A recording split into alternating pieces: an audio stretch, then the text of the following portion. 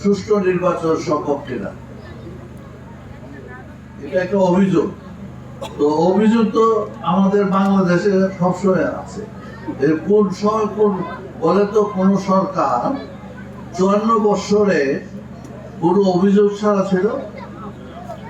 আবার এমনি আমাদের সমাজে ভাই বোন বা সংসারে যত কিছু না কিছু অভিযোগ থাকে। যদি আমরা নির্বাচন চাই তাহলে আমাদের উচিত হবে নির্বাচন কমিশনকে সহযোগিতা করা। যদি ভুল ত্রুটি থাকেও সেটা সংশোধনের জন্য করা যাবে, কিন্তু তার জন্য আন্দোলন করার কথা না। কথায় কথায় আন্দোলন আর কথায় কথায় ঘরে বসা, সাবধান করা, সতর্ক করা, তাহলে ইলেকশন কমিশনে যারা কাজ করছেন তারা তো আমার মনে হয় তারা অনেক অভিজ্ঞতা দিয়ে আসছেন, প্রায় 20-30 বছর অভিজ্ঞতা। কেউ জাহাজ, কেউ সামরিক বাহিনী, বিভিন্ন জায়গাতে এসছেন। আমি মনে করি, এবং এটা যে নির্বাচিত হয়েছে, সিলেকশন হয়েছে, সেটা তো একটা নিরপেক্ষ কমিটির মাধ্যমে হয়েছে। জুডিশিয়াল কমিটি, সুপ্রিম কোর্টের যার বিচারপতি, প্রধানমন্ত্রী, তাদের মাধ্যমে হয়েছে। এবং এই পর্যন্ত ওরা যা চেষ্টা করে যাচ্ছেন, যথেষ্ট চেষ্টা করে যাচ্ছেন। কারণ 15-16 বছর ধরে আমাদের দেশের কোনো প্রতিষ্ঠান নাই যে অভিযোগ ছাড়া এবং তারা ধ্বংসপ্রাপ্ত, কোনো স্বাধীনভাবে তারা কাজ করে নাই। এরা প্রত্যেকেই পলিটিসাইজ হয়ে গেছিল, মানে রাজনীতি যা বলে হুজুর তাই করে। কিন্তু এটা তো একদিনে শেষ করা যাবে না। কিন্তু আমার মনে হয় পত্রিকা সবকিছু দেখে, সংবাদপত্র দেখে মনে হয় যেসব অভিযোগ আসছে মাত্র কয়দিনের মধ্যে, আগে কোনো অভিযোগ, এই যে ভোটার লিস্ট তৈরি করা, কোনো অভিযোগ হয়েছে? হয় না। বিদেশি বা প্রবাসী ভোটার লিস্ট, প্রবাসীদের এই প্রথম কিন্তু এটা ভুল হতে পারে, কিন্তু এটা ভীষণ বড় উদ্যোগ।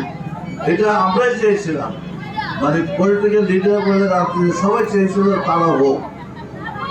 তার মধ্যে কিছু যদি হেরফের হয়ে থাকে, সেটা আমাদের দলের থেকে ইলেকশন কমিশনের দৃষ্টি আকর্ষণ করা হয়েছে। আপনারা পত্রিকা দিয়েছেন, কাজে তারা সংশোধন করবেন আশা করি। কিন্তু আমাদের ভোট সংখ্যা কত? 12 কোটি বোধ হয়, তাই না? 12 কোটির উপরে। কাজে 12 কোটির উপরে যেখানে লোক সংখ্যা, ভোটার সংখ্যা, সেখানে আমরা আশা করি যদি প্রশাসন থেকে কোনো বাধা বিপত্তি না সৃষ্টি করে, যা পূর্ণ হয়েছে আওয়ামী লীগের আমলে, তাহলে ইনশাল্লাহ সকলে ভোট দিতে যাবেন। তাদের বিবেক মতো তাদের স্বাধীনভাবে ভোট দেওয়ার একটা চিন্তা আছে, কারণ আমাদের দেশের লোকেরা ভোট দিতে চায়। এবং কাকে ভোট দেবে না দেবে এটা মনে করবেন না যে এইবারকার ভোট অন্ধভাবে কেউ দেবে। রাতে, দিনের ভোট রাতে হবে না। কাজে আশা করি এবার নির্বাচন সুষ্ঠু হবে এবং এই নির্বাচনের মাধ্যমে সত্যিকার জনপ্রতিনিধি আমরা নির্বাচিত করতে পারবো। ইসি চেষ্টা করছে নিরপেক্ষভাবে একটা সুষ্ঠু নির্বাচন করতে, আর এই নির্বাচনের পক্ষে হচ্ছে বর্তমান প্রশাসন, ইন্টারিম গভর্নমেন্ট। তারাও চান যে তাড়াতাড়ি ইলেকশন হোক, তারা থাকতে চায় না। সেই জন্য আমি আশা করি ইলেকশনটা এবার ভালো হবে। তবে আমাদের এই ইলেকশন যদি ভালো হয়, আমাদের গাপ দিতে হবে, যাতে কেউ দিনের ভোট রাখতে না দিতে পারে।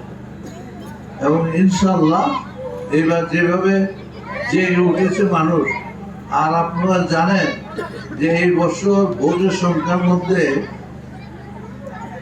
যুবক এবং মহিলাদের বিরাট অংশগ্রহণ করবে তারা। কাজে তারাই কিন্তু এবার নির্বাচনের অত্যন্ত গুরুত্বপূর্ণ ভূমিকা পালন করবে। কাজে আমরা যুবক মহিলা তাদের দিকে আমরা বেশি দৃষ্টি দেব, যাতে একটা সুন্দর সুষ্ঠু নির্বাচন করা যায়।